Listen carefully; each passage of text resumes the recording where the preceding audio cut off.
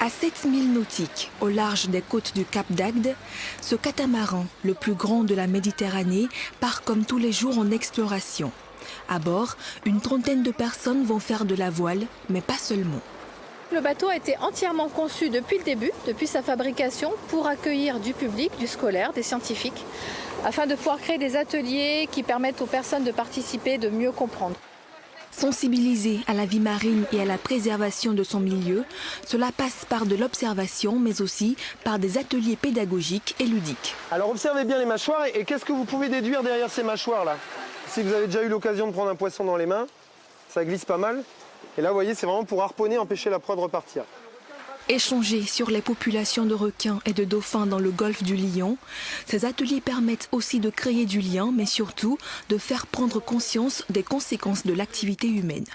On apporte des explications sans être militant, on explique la situation de manière globale, on émerveille sur ces animaux et après on explique là où il y a le danger, vous voyez. Et on remet toujours l'homme au centre de tout ça. Les animations se succèdent sur le voilier et le public est séduit.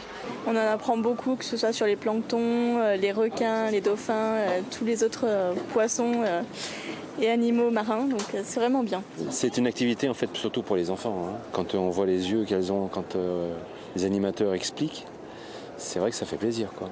C'est vraiment pas le truc, je trouve, forcément hyper touristique, qui va plutôt aller chercher la sensation, mais on est plus dans la connexion à quelque chose de la nature, quoi. Si elles sont ludiques, ces sorties permettent aussi de financer les recherches scientifiques que mène cette association sur les populations marines.